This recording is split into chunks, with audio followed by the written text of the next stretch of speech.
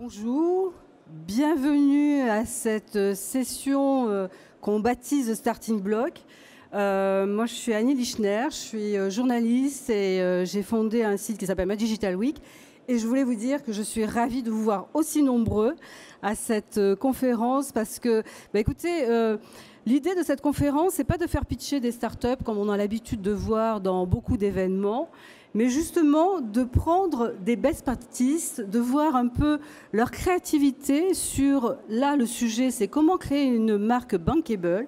On va voir qu'une marque bankable, c'est séduire. C'est pas forcément séduire que les investisseurs. Il y a aussi toute une communauté à séduire. On va voir comment déployer une stratégie de marque, comment réaliser un plan de communication efficace. Et ça, qu'on soit start-up ou pas, tout le monde est concerné.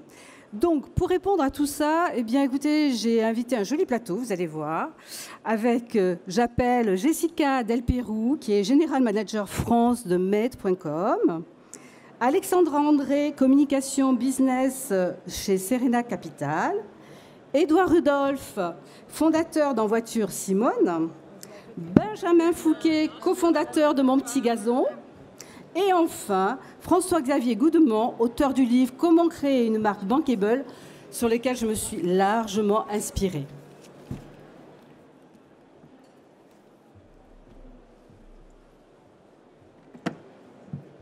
Ça va? Vous êtes bien installés? C'est bon? On attaque? Ok. Alors, on va commencer honneur aux dames quand même. Jessica, alors, vous venez... Alors, Jessica, alors, qui connaît Med.com dans la salle? Ça va, c'est super. Ça va. Tu les as briefés avant? Absolument. Non, c'est un joli site de mobilier. Alors en fait, on est plus qu'un site, on est une marque. Made.com, c'est une marque qui a été créée il y a maintenant 7 ans sur le marché anglais. Aujourd'hui, on est présent dans 7 pays. La France, c'est le second marché. Et on est présent essentiellement en Europe, où on construit cette marque de mobilier design. Notre mission, c'est vraiment rendre le design accessible à tous. Donc vous permettre en fait de toucher des designers, des designs faits par des super designers partout en Europe à des prix totalement abordables. Voilà, c'est ça notre mission. Le petit détail aussi qui tue quand même, c'est que vous venez de lever combien, Jessica? Alors on vient d'annoncer une très jolie levée de fonds de 45 millions d'euros. Je vous explique un petit peu l'ambition. Donc l'ambition, effectivement, c'est de bâtir la première marque digitale de design en Europe. Ce qu'on appelle dans notre jargon de mauvais marketeurs un catégorie leader. Donc en fait, pour bâtir cette marque, en fait, on sent qu'on est à un moment d'accélération. Le marché est en train de se transformer. Il se transforme puisque vous, consommateurs, de plus en plus, vous avez confiance dans le digital pour acheter des produits qui sont de taille plus importante. Donc le mobilier en fait partie, le mobilier et la décoration. Donc c'est maintenant en fait qu'il faut investir. On n'avait pas forcément besoin de cette levée de fonds parce qu'aujourd'hui on a atteint un seuil de rentabilité au niveau groupe. Donc c'est pas un besoin, mais c'est plus pour accélérer au niveau de plusieurs sujets. Le premier, c'est l'expansion internationale. On va continuer à ouvrir des nouveaux marchés. En Europe déjà dans un premier temps. Le deuxième, c'est les showrooms, puisqu'en fait, même si on est un pure player, on a une logique de showrooming, dont je pourrais vous reparler après, puisque ça fait partie intégrante de construire une marque aujourd'hui, à mon sens, dans le digital. Donc on a 6 showrooms aujourd'hui en Europe, notre ambition c'est d'en avoir une vingtaine. Et le troisième sujet, c'est la tech, puisqu'on est à un tipping point sur ce marché-là avec plein d'innovations qui vont arriver, notamment la réalité augmentée. Qui va modifier complètement l'usage de la décoration et de comment j'accède à du mobilier. Donc c'est les 3 sujets qui nous occupent et qui nous tiennent busy. On y reviendra. Alexandra, alors vous devez peut-être la connaître, Alexandra, elle est hyper présente sur les réseaux sociaux. Un petit mot sur Serena Capital peut-être? Moi, c'est vrai que je fais pas mal de personal branding, mais je le fais beaucoup pour ma boîte quand même, pour Serena. Nous, on a un fonds d'investissement. On a une grosse particularité en France, et je dirais même en Europe, c'est qu'on est le seul fonds à avoir intégré en interne ce qu'on appelle une operating team. On est 4 personnes, une RH, un financier, une personne qui est sur les sujets plus core business et moi sur la partie com, market et bizdev. Et en fait, on accompagne toutes les boîtes dans lesquelles on investit sur leurs problématiques transverses. Donc, on fait de la finance, on est investisseur et en plus, on est operating partner. Donc, la com, c'est un sujet assez stratégique pour nos boîtes. Et c'est pour ça qu'on a décidé d'avoir ce rôle et cette fonction aussi en interne. Et c'est pour ça que vous êtes là. Et c'est pour ça que je suis là. On va passer le micro à Édouard. Édouard, en voiture Simone. Alors, expliquez-nous un petit peu le concept. Bonjour à toutes et à tous. Déjà, ravi d'être parmi vous. En voiture Simone, donc, c'est une auto-école en ligne qui permet donc, de passer le permis de conduire pour 2 fois moins cher que dans n'importe quelle auto-école traditionnelle. C'est assez super, tout simplement. Vous vous inscrivez sur notre site, vous pouvez réviser votre code de la route en ligne. Vous pouvez ensuite, évidemment, passer l'examen aujourd'hui en à peine 2 jours. Je ne sais pas combien de personnes dans la salle ont le permis de conduire. Voilà. Donc on voit que ça concerne tout le monde en fait. Hein. On est sur un marché énorme. C'est à peu près 1 million de personnes par an pour vous donner l'ordre de grandeur. Donc en gros, vous passez votre code de la route, vous révisez votre code de la route en ligne, vous passez votre examen aujourd'hui dans un centre de La Poste, par exemple en à peine 2 jours, vous réservez vos leçons de conduite avec un professeur diplômé d'État évalué par la communauté. Donc c'est chaque élève qui note à son enseignant à chaque fin d'heure de conduite. Donc on apporte une vraie transparence sur le marché de l'auto-école au niveau de la qualité. Et ensuite, vous passez votre examen et évidemment, avec En voiture Simone, vous l'avez du premier coup. Voilà. Alors, juste une petite parenthèse, parce que En voiture Simone, c'est un petit côté un petit peu l'expression familière, etc. Là, on va parler justement de marque, etc. Est-ce que vous pouvez très rapidement nous expliquer quand même la genèse de cette marque ?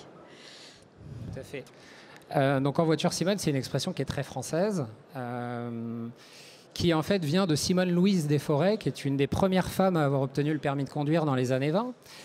Qui ensuite a eu une carrière de pilote automobile et ensuite elle a ouvert sa propre auto-école. Donc quand on s'est rendu compte de tout ça, on s'est dit bon, il y a un storytelling absolument super, la marque en plus est sympathique et chaleureuse. Dès qu'on présente notre boîte, quand on va faire un partenariat, on se présente à l'accueil, on dit nous on est En voiture Simone, on voit tout de suite l'hôtesse d'accueil qui a un super sourire. Et ça c'est le cas en fait pour tout le monde. Lorsque vous percevez notre marque, lorsque vous la voyez, ça se retient, c'est sympa. Et voilà, exactement. D'accord. On passe le micro à Mon Petit Gazon. Alors, messieurs, si vous êtes passionnés de foot, vous ne pouvez pas passer à côté de ce site. C'est pas possible. Oui, bonjour. Bonjour à tous. Merci Annie pour l'invitation. Je vais faire comme mes camarades. Qui a déjà entendu parler de Mon Petit Gazon ? Voilà. Ah, quand même. Comme Made, il y a des femmes qui en ont entendu parler. Eh ben exactement. Alors, nous, on n'est pas un site coquin, on est un site de foot, exactement. On est un jeu. On est un jeu, mais c'est comme Édouard. Nous, quand on présente Mon Petit Gazon aux entreprises, on a toujours le même sourire, mais un peu plus gêné. Mais qui passe très très bien. Donc, Mon Petit Gazon, oui, on est un jeu de foot basé sur la réalité. On appelle ça le fantasy football. Outre-Atlantique, c'est un gros marché. En Europe, un peu moins. En France, pas encore, mais ça commence à décoller. En gros, la fantasy, ça consiste à incarner le rôle d'un coach virtuel, un entraîneur, dans lequel, en gros, vous allez pouvoir posséder des joueurs, des vrais joueurs sur les terrains des championnats européens. Et en fonction de leur performance réelle sur les terrains chaque week-end, eh ben, vous allez plus ou moins gagner des points ou marquer des buts. Donc, par exemple, si vous avez Cavani dans votre équipe, qui est un grand joueur du PSG, et qui marque un but ce week-end sur le terrain, eh ben vous, dans votre match, vous allez aussi marquer un but. Alors, moi, je ne connaissais pas. Hein, je ne suis pas une fan de foot, je reconnais, mais j'ai des enfants qui sont fans. Ceci étant, ça m'a impressionné les chiffres que vous avez en termes d'inscription. Ouais. Alors, notre mécanique, on utilise beaucoup le marketing viral parce que le marketing viral fait partie, une partie inhérente au business model. On ne peut pas jouer tout seul à Mon Petit Gazon. On est obligé de jouer entre amis. C'est beaucoup plus fun de jouer entre amis. Donc, cool, hein. On peut jouer de 2 à 10 joueurs, ce qui fait que, en termes d'inscription, dès l'instant que nous, on fait un inscrit, potentiellement, derrière, il peut nous en amener 2, 3, 4, jusqu'à 10. Et là, vous en avez combien ? Là, on approche les 800 000, là. C'est pas mal quand même. Hein, c'est pas mal, sachant qu'on n'a jamais médiatisé, on n'a jamais payé. On reviendra à la manière que vous allez médiatiser. François-Xavier, alors, ce livre, Comment créer une marque bankable, moi je sais que j'ai craqué sur le titre tout de suite.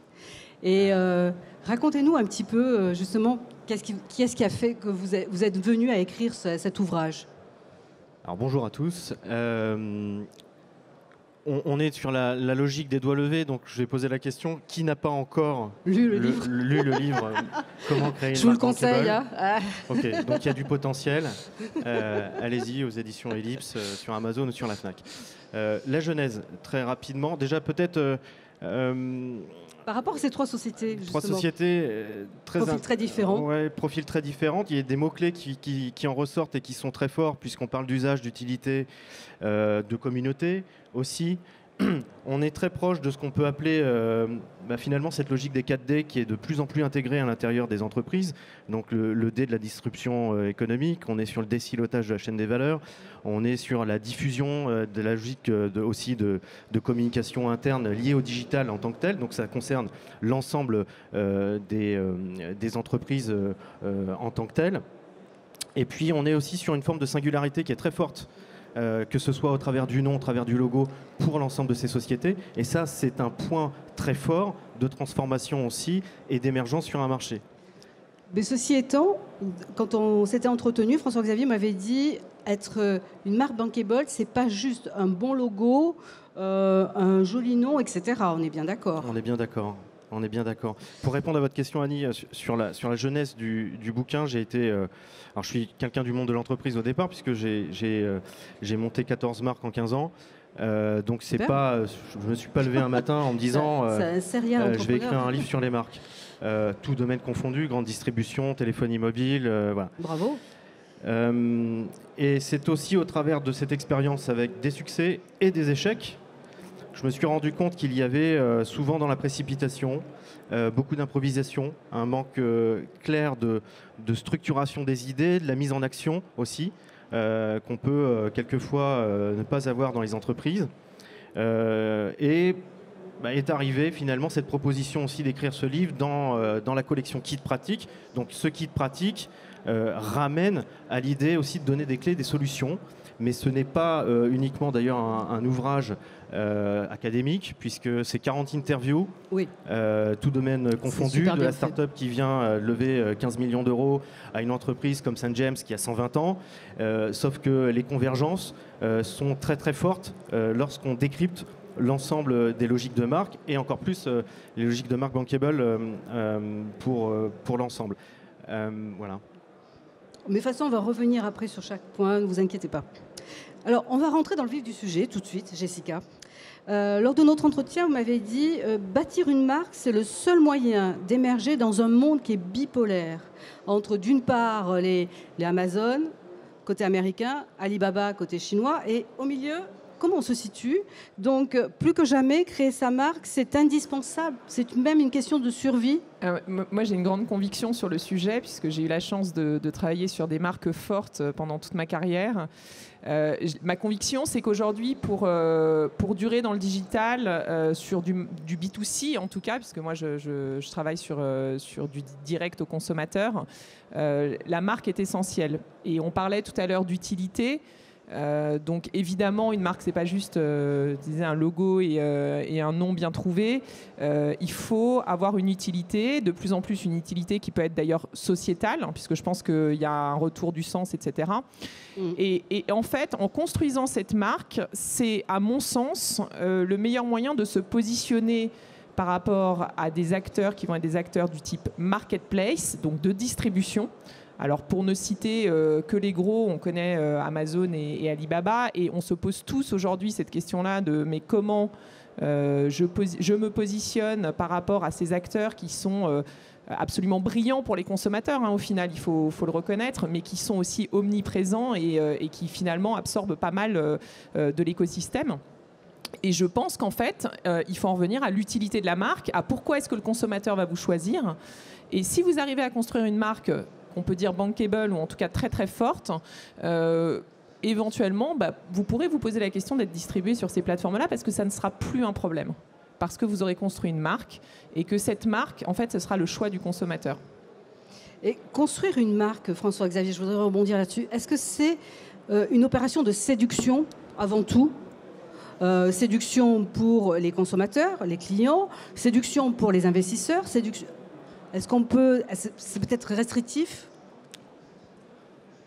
Une chose pour rebondir sur ce que Jessica vient de dire, c'est il y a une chose qui finalement, on pourrait ramener ça à une synthèse, qui est la logique d'incontournable. Et la marque bankable en tant que telle n'est pas la marque forte. La marque forte, c'est plutôt celle qui va être dans le top of mind, qui va être très notoire, qui va finalement s'afficher dans une logique de publicité. Le bankable en tant que tel, dans la traduction, c'est remarquable. Donc, oui. La logique de marque bankable ne touche pas uniquement que les tops GAFAM, etc. On peut être bankable au coin de la rue sur son marché, sauf qu'on devient incontournable, on devient mémorable, mémorisable, on cultive la différence tous les jours pour devenir référent. Ça, c'est la logique de logique bankable, mais en fonction des occurrences, on s'aperçoit que le terme bankable aujourd'hui, tel qu'il est utilisé aussi, renvoie à une logique capitalistique, à une logique d'argent, à une logique de valeur sûre, dans ces occurrences, de rentabilité. Ce qui est en soi aussi un des points importants sur cette logique de marque bankable qui devient rentable à moyen et long terme. Juste, je voulais l'aborder après, mais comme vous Ouais. en parlez, justement, cette logique de rentabilité, on avait cité des noms comme Twitter, etc., qui, cette année, qui sont finalement Ouais, rentables. 96 millions de etc. dollars au Donc, premier trimestre. Une marque bankable n'est pas forcément rentable à court terme, on est d'accord? Bien entendu, il faut considérer, et on peut le noter aussi par rapport à l'histoire des marques, start-up récentes ou bien plus anciennes, que la rentabilité arrive plutôt à moyen et long terme. Sauf que la logique de bankable en tant que telle a deux paramètres. Le premier paramètre, c'est d'être bankable au travers de ses valeurs, de sa culture, de ce qu'elle représente, de son utilité, de sa rareté. Cette logique incontournable d'installation sur un marché, elle va séduire des investisseurs. Elle est bankable pour séduire des investisseurs, pour mener peut-être des levées de fonds, et c'est peut-être une transition derrière avec, Oui. pour Serena Capital. Et l'autre aspect, c'est finalement de s'installer dans une position plutôt dite orbitale. C'est-à-dire que la position orbitale, c'est celle qui arrive souvent après le déploiement dans une logique financière. Et on devient, je dirais, un référent. On n'est pas le leader du marché, mais on devient un référent. On devient un référent sur son segment ou sur son marché. En gros, si je veux faire court, si je veux devenir une marque justement bankable remarquable, il faut viser l'excellence. Il faut vraiment... Il faut prendre la logique de marque bankable déjà comme un objectif stratégique. C'est pas l'idée de se dire ma marque est bankable ou elle doit devenir bankable en se disant tous les matins finalement pour un décideur, un start-upper, peu importe, dès lors qu'on a une marque entre les mains, qu'est-ce que je fais pour que ma marque soit lisible, crédible, audible. Voilà. Juste avant de passer le micro à Alexandra, Édouard et Benjamin, qu'est-ce que ça vous inspire tout ça?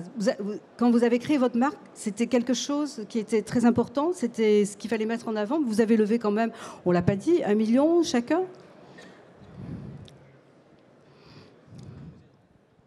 Alors, bon, nous, on a fait une levée de 2 millions récemment. Pardon, 2 millions.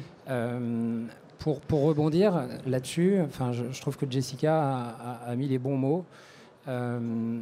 Aujourd'hui, le consommateur a radicalement changé, il devient beaucoup moins matérialiste, il a une consommation beaucoup plus à l'usage et il se différencie en fait des autres par son usage, par ce qu'il consomme, et il a envie en fait de se retrouver dans ce qu'il consomme. Et donc on a une obligation en tant que marque à correspondre en fait à notre cible et à faire en sorte que notre cible y adhère, et ça ne peut être que vertueux en fait de faire ça.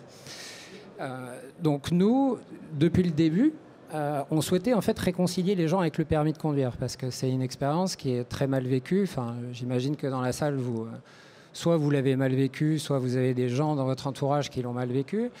Donc le fait de créer une marque comme En Voiture Simone, assez chaleureuse, sympathique, humaine, proche des gens, exactement, c'était dès le début un peu une obligation pour nous. Benjamin? Oui. Alors nous, Travailler son identité, sa marque? Ouais, alors nous, quand on a créé Mon Petit Gazon, ça remonte maintenant il y a 7 ans. À la base, le projet, c'était un site entre amis. Enfin, quand on a lancé Mon Petit Gazon, c'était en un week-end, on s'est dit on a envie de lancer ce jeu. C'était un projet à côté de nos vies. On faisait ça les soirs et les week-ends. Et puis, il fallait choisir un nom. Donc, ça a été le fruit d'un long brainstorm sur une après-midi dans un bar. Et c'est venu comme ça, en fait, assez rapidement. on s'est dit, on a besoin d'un nom court, d'un nom qui fait sourire, qui interroge et qui a ce double sens qui nous mettait nous à l'aise. La preuve, c'est que ça marche, on sourit. Alexandra, est-ce que quand on est investisseur, est-ce que c'est la première des choses, la marque? Est-ce qu'un investisseur, il n'est pas focus sur le business plan, etc. Et la marque vient après? Expliquez-nous un peu les dessous un peu de Serena Capital là-dessus. En fait, effectivement, c'est absolument pas. Alors, je suis désolée, j'ai la voix cassée, mais donc je fais un peu Jeanne Moreau là. C'est effectivement pas un critère numéro 1. Après, ça dépend si on est B2C ou B2B en plus. C'est vrai. Sur le B2C, ça peut être un critère parce qu'on sait que derrière, il va y avoir des gros investissements marketing com. B2C, hein. Voilà, et que donc c'est une ligne budgétaire importante dans un business plan à prendre en considération dans le montant de la levée de fonds. Si on est B2B, on est sur du marketing direct, du lead generation, et la marque est beaucoup moins importante. Donc en fait, ça dépend déjà de ce sujet-là. Et nous, on va regarder, avant la marque, on va regarder si vous disruptez un marché, si l'équipe de cofondateurs est solide et complémentaire, et si vous avez un marché qui est très important derrière, et pas que français, mais aussi international. Donc la marque, elle est secondaire. Maintenant, moi, j'accompagne toutes nos boîtes sur la problématique com market. Ils ont fait ce recrutement-là chez Serena pour ça. C'est peut-être que c'est pas anodin et que c'est quand même un vrai sujet pour nos boîtes. Et on a le cas sur Evaneos. Evaneos, c'est une très très belle boîte, très belle pépite avec un très gros chiffre d'affaires. C'est du voyage sur mesure. D'accord. Sur le même marché qu'un Voyageurs du Monde ou un Marco Vasco. Mais Evaneos, en soi, beaucoup de gens ne connaissent pas cette marque, alors qu'elle est incroyable en termes de développement. Et elle a un marché qui est encore dingue derrière. Alors, oui, François. Oui, je voulais simplement rebondir une chose qui est pertinente et importante. Quand on prend aujourd'hui les pitchs des startups qui veulent effectivement lever des fonds, on mise tout effectivement sur ce business plan. Sauf que quand vous prenez un business plan, prenez une plateforme de marque, globalement 15 éléments, vous en avez 9 qui constituent la moitié d'un business plan. D'où l'importance aussi de la logique de branding. C'est-à-dire que si vous montez votre branding au travers d'une plateforme de marque pour un business plan, le reste du business plan, c'est plutôt des chiffres et effectivement une concentration qui va être plutôt économique sur le sujet. Autre point qui est important aussi, qu'on peut voir sur des logiques de start-up. Aujourd'hui, durant des pitchs, et je pense que ça c'est une petite erreur, on mise souvent sur le produit ou le service, sur la logique de distribution du produit et service. On parle très peu du branding, sauf que dans le temps, la marque reste. Le produit ou le service, lui, va évoluer, ne sera plus le même après-demain. Vous allez peut-être lever sur un produit, sur un service, sauf que dans 2 ans, on parlera de votre marque. C'est l'ensemble des produits et services qui vont être liés justement à votre marque, qui feront de votre marque et derrière aussi une logique de profitabilité à long terme. Donc n'oubliez pas que la logique de branding et de la marque, c'est celle qui va vous permettre aussi de faire traverser la marque dans le temps. Effectivement. Pour construire cette marque, justement, cette identité, une identité forte, etc., ça passe aussi par tout ce qui est communautaire. Ça passe aussi par tout ce qui est social media, etc. Et là, justement, je trouve que c'est intéressant quand on en avait parlé avec chacun d'entre vous, parce que ça intéresse le public de savoir que comment, avec peu de moyens, justement, on peut construire une identité forte. Est-ce que... Jessica, alors vous, sur med.com, vous avez fait des choses qui sont assez sympathiques, justement, en termes de communauté. Vous pouvez expliquer, et puis je passerai la parole après. Déjà, je voudrais dire que le premier point sur med.com, c'est qu'on a été porté par notre communauté. Donc ça, c'est un point hyper important, puisque moi, je suis arrivée il y a 1 an et demi sur le marché français pour ouvrir un bureau à Paris. Pendant plusieurs années, en fait, le marketing était géré depuis Londres.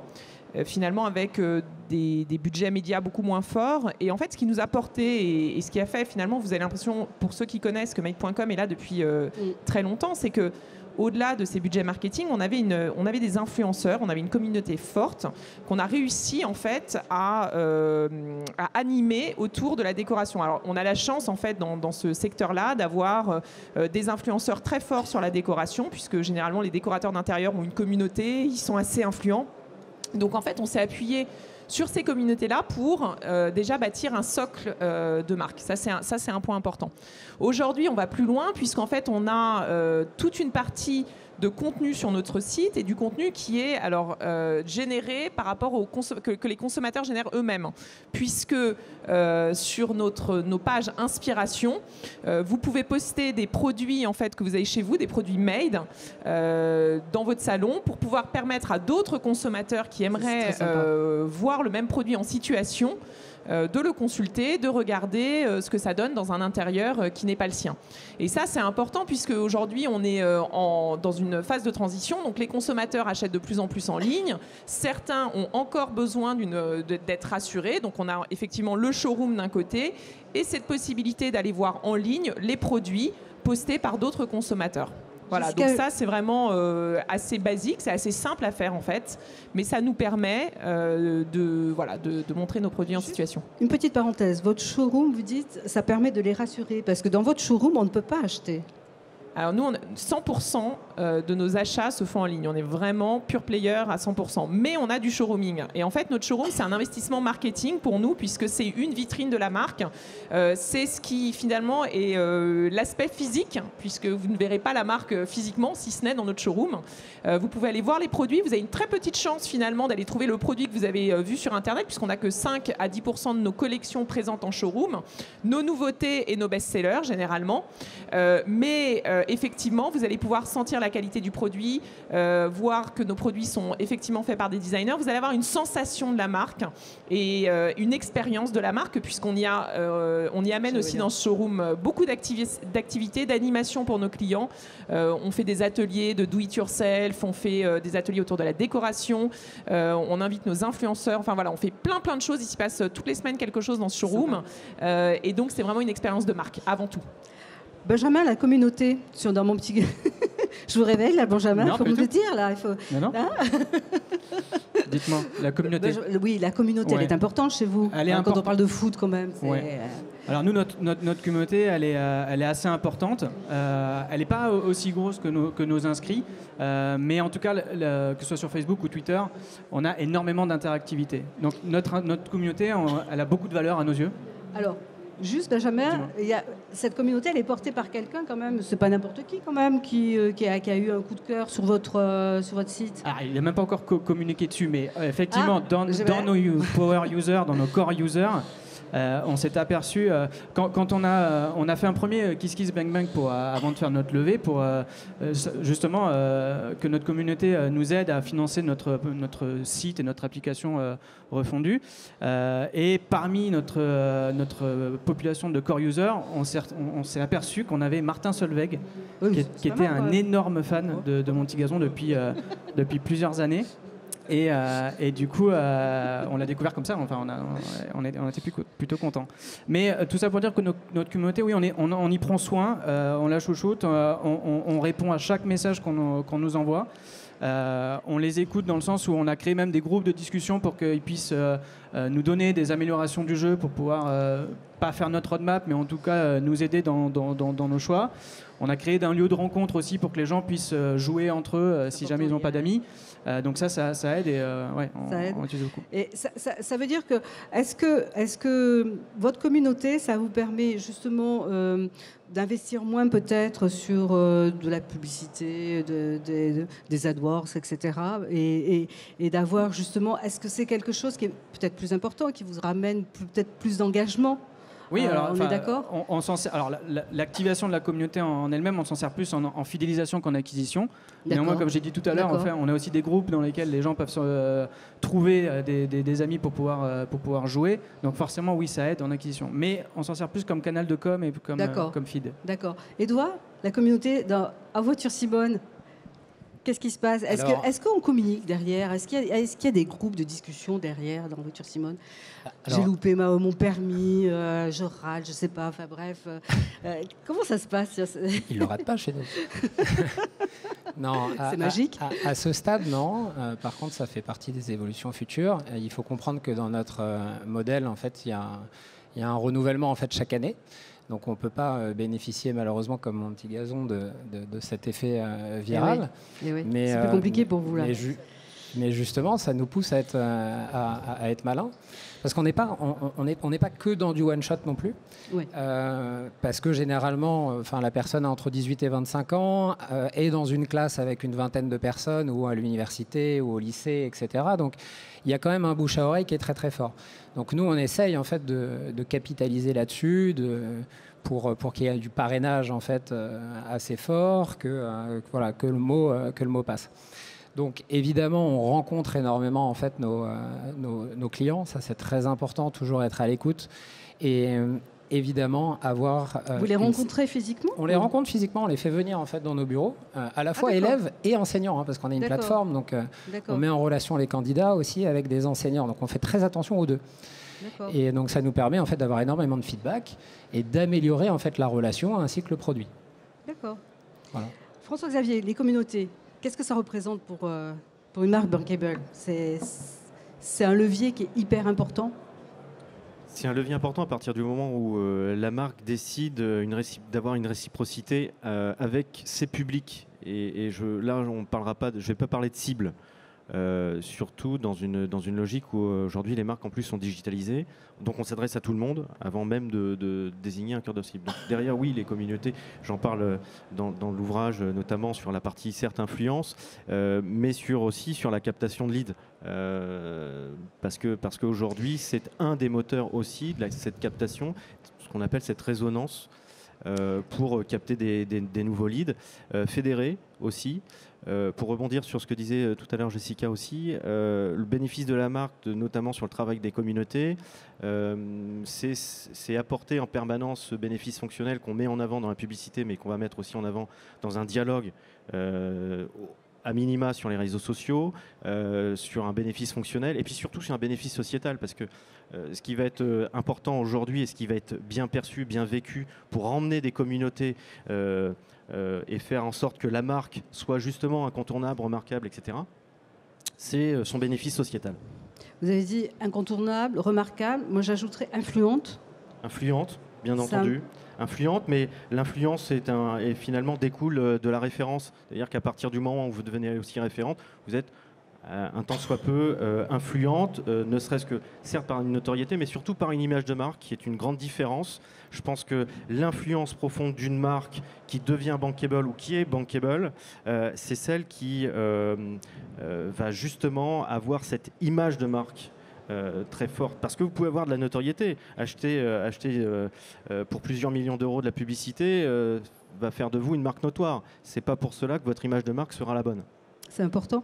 Vous voulez peut-être réagir, peut-être Jessica. Est-ce que c'est justement, quand on parle d'influence, etc., est-ce que vous, c'est une stratégie, c'est un focus sur lequel vous travaillez beaucoup ? Vous voulez devenir un référent, une marque influente? On espère être déjà une marque influente d'une certaine manière, en tout cas influente déjà dans les tendances et la prescription de tendances, puisque il ne faut pas oublier quand même qu'on est sur le secteur du design, donc on peut être influent déjà dans le secteur en fait, en étant prescripteur de tendances.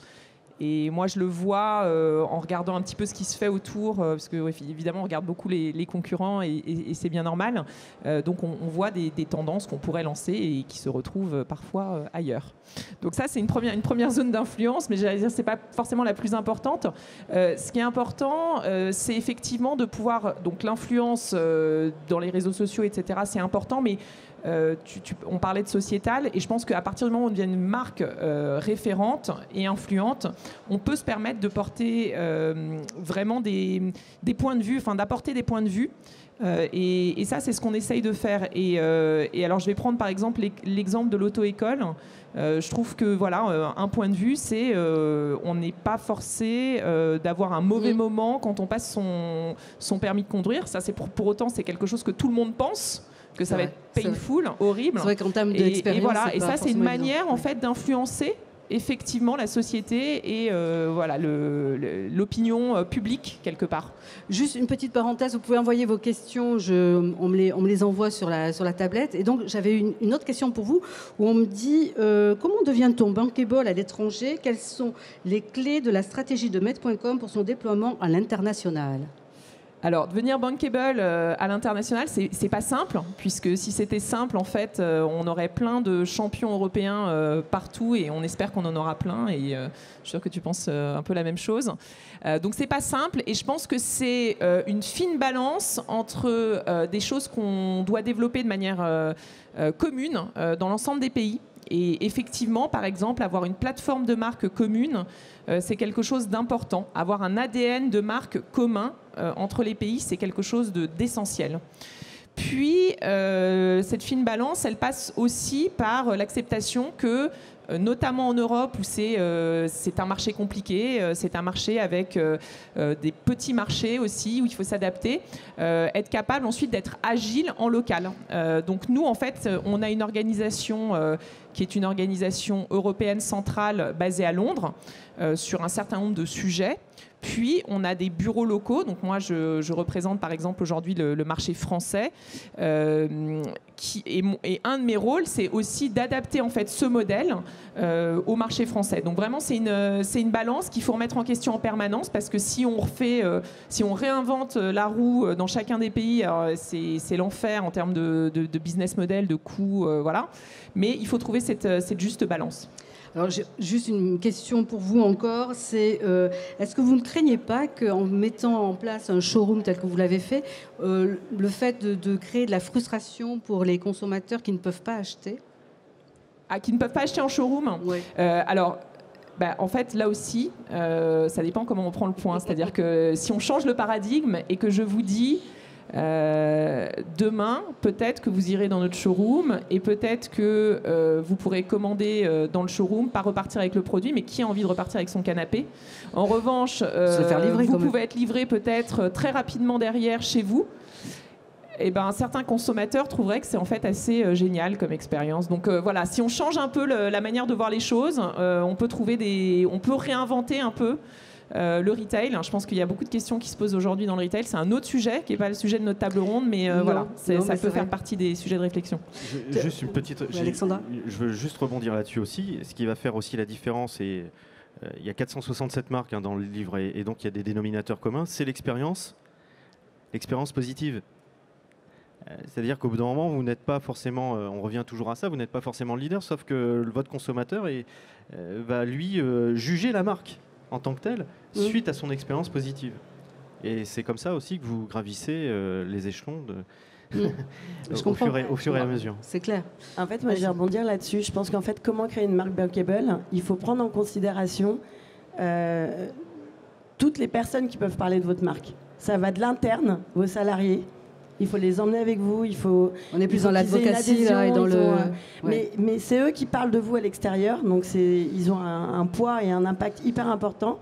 Il y a vos clients, il y a vos partenaires, vos investisseurs. C'est un peu tout le monde. Donc la marque bankable, c'est pas que de la com, c'est pas que de l'investissement. C'est avoir un esprit corporate en interne quand même. C'est global, c'est l'image employeur, c'est effectivement toute cette affection que vous arrivez à créer autour de votre marque, parce que vous allez être RSE, parce que... Enfin voilà, c'est vraiment global. Et donc, il ne faut pas voir que la com, c'est un ensemble avec plein de leviers. Juste une petite parenthèse peut-être, Alexandra. Ça, c'est bien quand on est une start-up, parce que forcément, on est motivé, mais dans une entreprise avec une culture un peu plus, je dirais, un peu plus ancienne. On peut parler de la SNCF. C'est ce qui se passe aujourd'hui, je suis désolée. Les cheminots, ils sont en train de plomber la marque. Quelque part. Donc la SNCF n'arrive pas à emmener avec elle, pour différentes raisons, mais c'est un exemple concret. Et ce n'est pas une start-up. Et il y a plein d'exemples comme ça, c'est vrai, où en fait, ça peut péricliter et faire très mal à une marque. Facebook, en ce moment, vit un truc qui est encore autre chose. Ah, ne m'en parlez pas. Demain, on a Facebook, on croise les doigts. mais la marque est en train de... Elle prend cher en ce moment. Enfin, le cours de bourse s'écroule. C'est clair. Si je peux rebondir, je suis assez d'accord avec Alexandra. Et, en fait, pour que vous ayez, in fine, en fait, une marque bankable, il faut que vous ayez des valeurs et que vous y croyez, et que vous appuyez dessus, et que vos employés, exactement, que vos employés y croient, que vous, surtout, en fait, vous y croyez. Parce que quand vous gérez une boîte, vous devez diffuser l'information auprès de vos employés, de vos clients, etc. Et l'important, c'est d'être d'accord en fait avec vous-même. Donc, il faut vraiment bosser en fait les valeurs. Et ce qui va en fait, ça va se dégager en fait naturellement. Et ça va se traduire dans toutes vos communications ensuite. Les valeurs, c'est la fameuse plateforme de marque. Hein. C'est vrai. La plateforme de marque intègre les valeurs. Je dirais même plus, c'est donner du sens à ce qu'on fait en fait. C'est tout simplement les valeurs, c'est ça finalement, concrètement. Non ? Oui, ça en fait partie, bien sûr. On est d'accord. Question ouverte à Jessica, Édouard et Benjamin. Comment faire évoluer sa marque pour lui assurer la pérennité ? Alors nous, notre marque, on considère qu'elle est encore jeune, mais elle évolue, bien sûr, elle évolue. Elle évolue par la stratégie d'entreprise qu'on a. Nous, aujourd'hui, on est franco-français, on s'appelle Mon Petit Gazon. On est en pleine réflexion sur la marque à l'international. On sait qu'on va être obligé de bouger de Mon Petit Gazon, parce que Mon Petit Gazon, ça ne marche pas dans tous les pays et qu'on va être obligé d'adapter notre marque localement. Alors on pourrait s'amuser à recréer autant de noms que de pays pour trouver le double sens, mais je pense qu'opérationnellement ça n'aurait aucun sens et financièrement non plus. Donc elle évolue au fil de l'eau et on l'entretient. C'est une bonne transition. Je pense que d'ici quelques semaines, vous allez encore entendre parler beaucoup de foot, malheureusement, avec la Coupe du Monde. Tout le monde va en Pourquoi parler. Malheureusement Non, parce que tout le monde n'aime pas le foot, mais ça saoule la France, exactement, ouais, Alexandra. Vrai. Et donc nous, on s'est posé la question de se dire, parce qu'on a un business model qui est assez cyclique. Nous, on travaille en gros de août à mai, et de juin à juillet, il n'y a pas de championnat, donc il n'y a pas de foot. Or, tous les 2 ans, on a une compétition internationale. Et donc on va lancer une nouvelle marque. On lance Mon Petit Prono, qui va être un jeu basé sur les pronostics, un excellent outil de team building pour vos collaborateurs. Pour justement s'amuser pendant la Coupe du Monde. Et donc on crée une nouvelle marque qui s'appelle Mon Petit Prono by Mon Petit Gazon, parce qu'on s'est dit on a besoin de se différencier, c'est un autre jeu, mais on a envie d'avoir et de conserver l'ADN de Mon Petit Gazon au sein de Mon Petit Prono. Pour Édouard, alors comment assurer la pérennité, d'autant qu'on sait que on travaille beaucoup sur les voitures autonomes, etc. Alors le permis... C'est une bonne question. Alors, la voiture autonome, avant que ça soit mass market, c'est il y a bien 15-20 ans. Mais bon, peut-être moi quand même, Édouard. Peut-être un peu moins. Maintenant, avoir un permis au cas où si la voiture déraille, ça peut être le cas. Oui. Voilà. Non, comment assurer la pérennité en fait dans n'importe quelle activité, c'est toujours être à l'écoute de ses clients. C'est impératif. Il faut absolument pas les laisser de côté. C'est comme ça que vous allez en fait capter le marché. C'est comme ça, évidemment, il y a la veille concurrentielle, mais vous allez voir en fait comment ils réagissent. Donc ça, c'est hyper important. Et il faut être dans l'innovation perpétuelle. Il faut se dire, je vais me faire disrupter par quelqu'un. Je dois penser à comment ne pas me faire disrupter. Il n'y a que comme ça. Donc c'est être avant-gardiste, avoir de l'audace, prendre des risques. Il n'y a que comme ça que la marque, in fine, pourra être pérenne. Édouard, c'est un peu facile quand même, parce que vous disruptez les auto-écoles quand même. Alors, en fait, derrière le terme disruption, je tiens à préciser ça, ça peut être positif et ça peut être négatif, et c'est souvent péjoratif, tel qu'on l'emploie. Nous, on est dans une disruption technologique, on est dans une disruption de business model.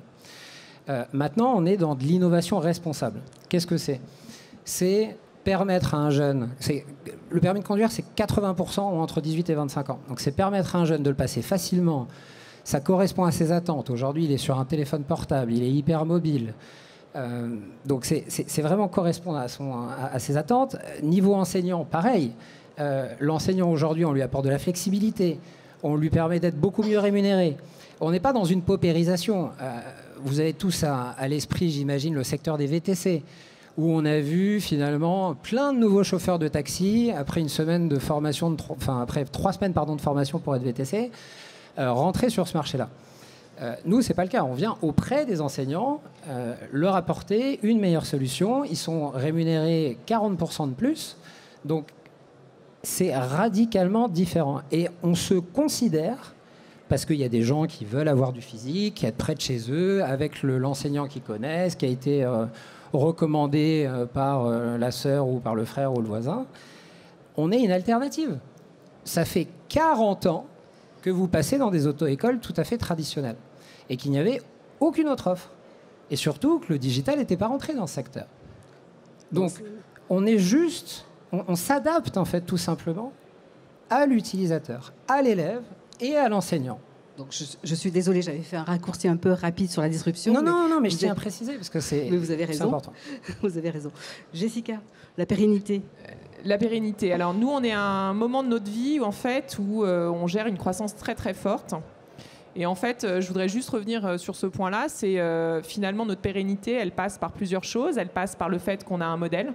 Malgré tout, donc je pense que il y a un moment où il faut quand même se poser la question de savoir quel est le modèle. Est-ce que voilà, on est une marque qui va pouvoir vivre tout seul en s'autofinançant. Enfin voilà, il y a quand même une notion de modèle derrière. Ça, c'est le premier point. Le deuxième point, c'est faire des choix. Il n'y a rien de plus difficile quand ça marche que de ne pas se perdre et de ne pas se dire, en fait, on a plein de directions différentes qu'on peut prendre. Donc c'est faire des choix, et ces choix, ils sont souvent guidés par la nature même justement de la marque, le retour en fait à l'ADN de la marque et à sa zone de légitimité. Donc bien réfléchir à la zone de légitimité de la marque pour pouvoir se projeter sur les futures phases de développement. Ça, c'est un point important. Et donc, voilà, et je dirais faire des choix, c'est important pour... Qu'est-ce que vous entendez par phase de légitimité, concrètement ? Ça se traduit comment ? Alors, bon, là j'ai pas un exemple concret, mais quand vous êtes une marque qui fonctionne très bien, bon, alors chez Made, par exemple, on pourrait se dire, alors à l'international, on pourrait aller dans plein de zones différentes, plein de pays différents, et en fait, c'est une question de choix, et ce qu'on veut aujourd'hui, c'est consolider déjà notre position en Europe. Donc voilà, ça, c'est un choix. D'accord. Parce qu'on pense qu'on est légitime aujourd'hui pour ce marché-là. Mais ça peut être aussi dans des développements produits.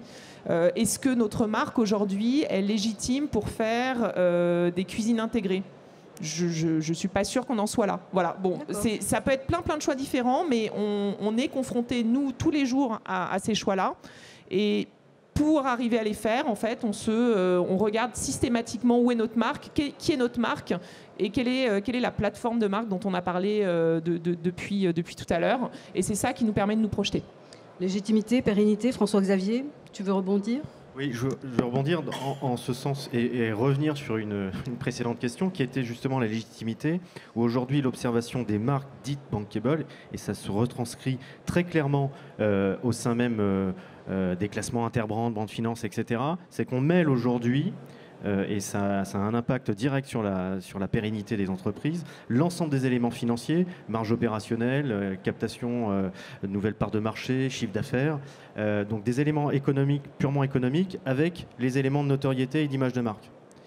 C'est pas anodin, parce qu'on se retrouve justement avec des capitalisations ou des valorisations d'entreprises aussi derrière cette estimation, ou même derrière des levées de fonds. On peut prendre le dernier exemple, j'ai un exemple en date de la semaine dernière, c'est Instacart aux États-Unis qui vient de boucler sa deuxième levée de fonds qui les emmène à une valorisation de 4 milliards de dollars de valorisation, après avoir fait une levée de fonds de 350 millions. Mais c'est bien un exemple qui démontre qu'on a à la fois des éléments marketing d'un côté et économique de l'autre, qui emmène une entreprise vers une logique d'expansion et de pérennité. Et puis, pour rebondir sur ce que Jessica disait aussi, je pense qu'il y a le sens du détail et certes, on parle d'identité, de plateforme de marque. Je pense qu'il faut être terre à terre aussi, prendre les choses dans le bon sens avec beaucoup de méthodes, que ce soit ne serait-ce qu'au niveau du nom de la marque, le packaging, parce qu'on peut aussi le SAV, la logistique, la relation client. C'est pas uniquement mettre un chatbot et voilà, je vais avoir une bonne... On doit être dans le sens du détail, l'ergonomie aussi des sites et des applis ont aujourd'hui une résonance très forte sur la crédibilité aussi que la marque va avoir auprès des utilisateurs. Vous pouvez avoir une idée géniale, un nom génial, un modèle de distribution génial, un prix génial, sauf que si l'ergonomie de votre appli n'est pas la bonne, je suis désolé, mais ça va pas convaincre grand monde. C'est vrai. Tu veux rebondir ? Je rebondis là-dessus, c'est un super exemple en effet. Je ne sais pas si vous connaissez dans la salle N26, c'est une banque mobile. Ils ont un process de sign-up qui est assez exceptionnel. Et en fait, aujourd'hui, le consommateur s'attend à ce qu'une autre banque dans ce secteur-là fasse la même chose. Et ils attendront en fait sur votre entreprise ou sur votre produit que ce qu'ils ont vu ailleurs de très très innovant soit également présent chez vous. Et si ce n'est pas le cas, forcément, ça vous dénigre. On arrive presque à la fin, là. Juste savoir un petit peu, vous tous, sur les chantiers sur lesquels vous travaillez. On a évoqué tout à l'heure tout ce qui était réalité virtuelle. Alors moi, je me tarde, quoi. Enfin, la décoration en réalité virtuelle, imaginez mon salon, mon truc, enfin, etc. Réalité augmentée. Augmentée. Ça commence, ça commence à se développer. Ouais, ça commence à se développer. Non, nous, les chantiers sont très clairs. C'est ceux que je vous ai cités. Donc, justement, voilà, les 3 que je vous ai cités au départ. Et je crois qu'en fait, le chantier complémentaire que j'ajouterais, c'est justement un chantier plus people. Et là aussi, en fait, on a besoin de garder. Alors, on en parlait, Alexandra l'évoquait tout à l'heure en disant c'est aussi la com interne, etc. Donc c'est comment on fait pour continuer à grossir tout en gardant notre identité, tout en gardant notre voilà le côté très startup spirit quand même qu'on a, mais en même temps il faut qu'on commence à se structurer. Donc voilà, on est dans ce challenge là, ce qui est super intéressant. Et voilà, donc je crois que je vous ai déjà à peu près tout dit sur notre challenge. Serena Capital, des dossiers en cours, allez rapidement. Alors, je ne vais pas parler de ça. Moi, j'ai un autre sujet à dire. Enfin, j'ai un autre point, mais qui est 2 exemples de 2 de nos boîtes. Sur le choix du nom de la marque au départ, qui est hyper important. Nous, on a 2 de nos boîtes qui ont dû changer de nom en cours de route. Ça coûte très cher. C'est vrai. C'est compliqué. C'est refaire un rebranding. On a une boîte qui s'appelle Upwork, qui s'appelait Upwork, donc qui est une plateforme de mise en relation de freelance avec les grands groupes. Le nom Upwork était pris à l'international. Ils ont eu un procès. Il se trouve que c'est une boîte qui se développe à l'international, obligée de changer de nom. On avait anciennement Polabox qui est devenu Cheers, qui, pareil, pour des raisons internationales, a changé de nom également. Donc, quand vous réfléchissez à une marque, si vous voyez grand en tous les cas, pensez-la internationale de départ. On a eu auféminin.com fin 99 qui s'était lancé. Au féminin, ils sont partis extrêmement vite à l'international. Au féminin international, ça ne le faisait pas. Ils ont dû décliner à le fémininé, le féminino, etc. dans chaque pays. Mais du coup, ce n'est pas une marque mondiale qui s'installe, c'est une marque avec plein de marques. Et donc, c'est un peu compliqué derrière. Donc, ce choix de nom de marque, il est hyper important. Après, nous, Serena, on change notre charte graphique. Donc, lundi, on va s'appeler Serena et non plus Serena Capital, puisqu'on va pas faire que de l'investissement, mais aussi toute cette brique opérationnelle. Donc, on évolue aussi en tant que fonds d'investissement et marque B2B.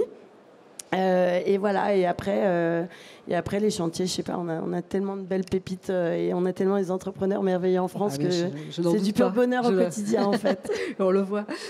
Édouard, peut-être, juste sur les chantiers sur lesquels vous travaillez. Alors nous, on est sur un marché qui réglementairement nous est favorable depuis peu.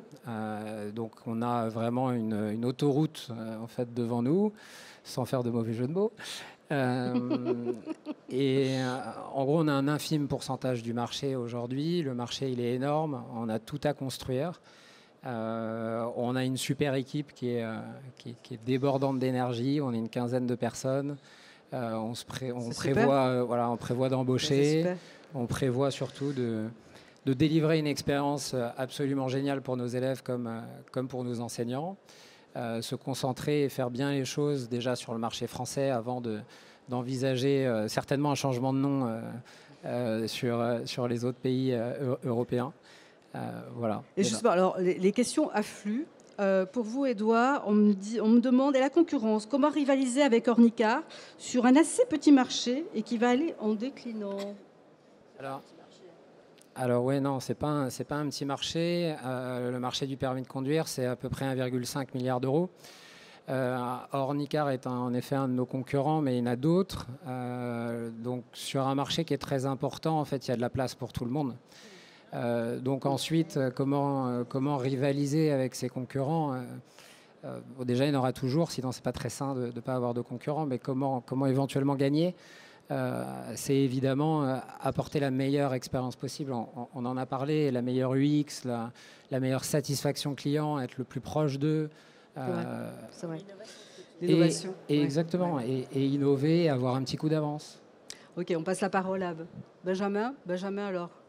Alors les projets, je le répète, mais mon petit prono qui va vous occuper une petite partie du début de l'été si vous devenez la star de votre entreprise en meilleur pronostiqueur.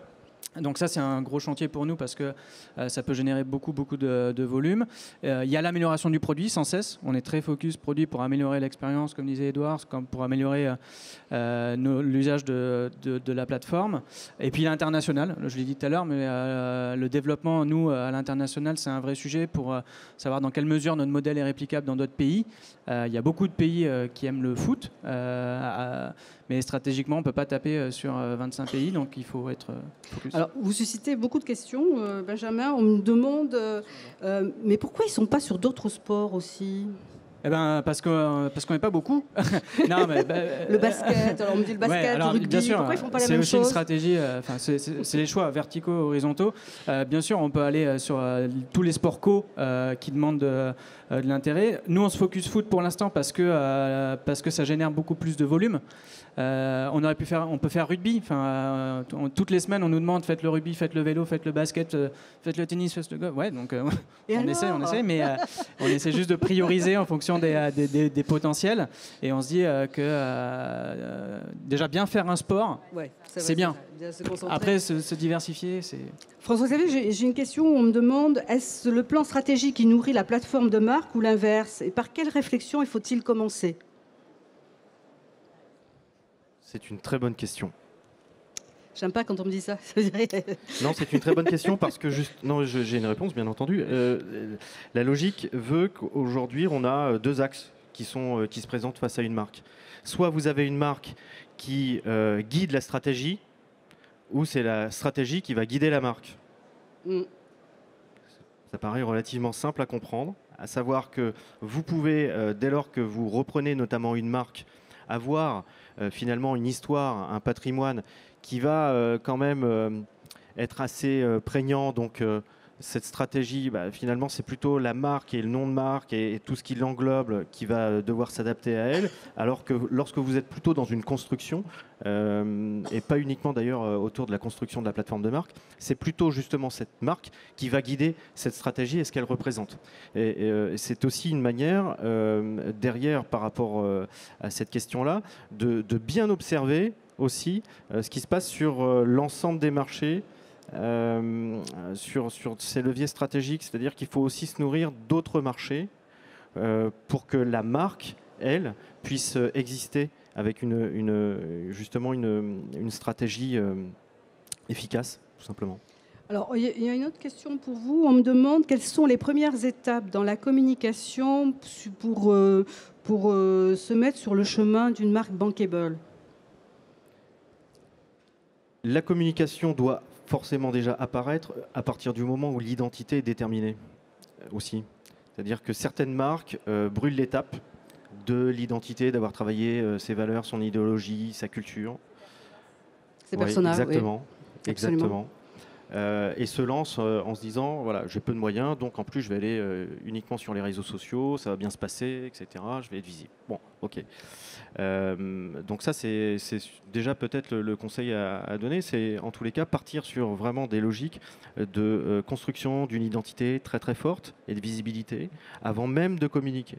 Après, les logiques de communication, je vais être aussi relativement simple sur le sujet. Il n'y a pas la bonne recette puisque tout provient de vos propres objectifs de marque. C'est-à-dire que vous pouvez faire le choix effectivement de copier le voisin en allant sur des réseaux sociaux, en ayant une application mobile, pourquoi pas si votre business est nécessaire. Mais tout partira de vos propres objectifs. Et à partir de ce moment-là, vous allez choisir les moyens de communication. Votre moyen de communication peut être même du hors-média, type packaging, type PLV dans un retail. Ça peut être le meilleur moyen de communication. Ça peut être du street marketing. Voilà. Donc, j'ai une question pour Jessica. Alors, on me demande si vous appliquez une stratégie de transcréation dans les diffusions de contenu. Et est-ce que c'est le même contenu pour tous les pays ? Je suppose que non. Alors non, ce n'est pas le même contenu pour tous les pays. On a une base commune. Enfin, on a une base commune. En fait, oui et non, pardon, je vais être plus clair. On a une base commune qui est donc tout ce contenu généré par les consommateurs. Et ça, finalement, un intérieur, alors effectivement, si vous habitez dans un loft à Londres, ça ne va pas exactement être le même intérieur que dans une maison à Biarritz. Néanmoins, voilà, ces images-là, elles existent, elles sont présentes, elles vous inspirent, elles vous donnent envie. Et on se rend compte aujourd'hui que malgré tout, les millennials et donc nos acheteurs ou nos futurs acheteurs, qu'ils habitent à Berlin, à Londres ou à Paris, ils ont à peu près les mêmes goûts et il y a plus de choses en commun que de choses finalement très très différentes, que de points de différenciation. Donc on a un socle commun et ensuite ce qu'on fait plutôt que d'avoir du contenu différent d'un pays à l'autre, c'est qu'on fait du multilocal. C'est-à-dire, que je m'explique, on va aller par exemple shooter une vidéo à Paris chez un influenceur ou chez un client, ou on va aller en shooter une en Écosse chez un autre client. Et donc cette vidéo-là, elle sera pertinente pour le marché dans lequel elle va être diffusée, mais elle sera aussi pertinente pour les autres marchés. Et chaque consommateur, en fait, en allant sur notre site et notre onglet inspiration, va pouvoir trouver en fait du coup au moins une ou plusieurs vidéos qui sont particulièrement adaptées puisqu'elles sont françaises, par exemple, pour ce qui est de notre marché, mais va aussi trouver les vidéos écossaises. En faisant du multilocal, finalement, on est encore plus proche de nos clients. Donc, finalement, on arrive à être très, très proche du client tout en diffusant du contenu semblable dans tous les pays. Je ne sais pas si c'est très clair, mais voilà, multilocal. Juste une dernière question, François-Xavier, peut-être ça sera le mot de la fin. On me demande, on a beaucoup parlé de B2C, mais en B2B, est-ce qu'il faut aussi travailler les mêmes leviers, et notamment tout ce qui est communauté identitaire ? Sur l'identité, les leviers sont strictement les mêmes. Par contre, les objectifs sont différents. Vous avez effectivement une logique qui va être beaucoup plus économique sur le B2B et sur la captation de parts de marché et de génération de leads.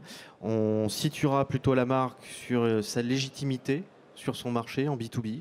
Je peux prendre l'exemple, dans le bouquin, j'ai notamment interviewé une personne qui, il y a 7 ans, a lancé son entreprise B2B, qui est maintenant le leader de vente de pneumatiques en France, en B2B. Voilà, il y a 7 ans. Son exemple est intéressant en ce sens que lui n'a pas capitalisé fortement sur son empreinte, sur sa marque, et plutôt sur tous les services qui allaient être représentés au travers de sa marque.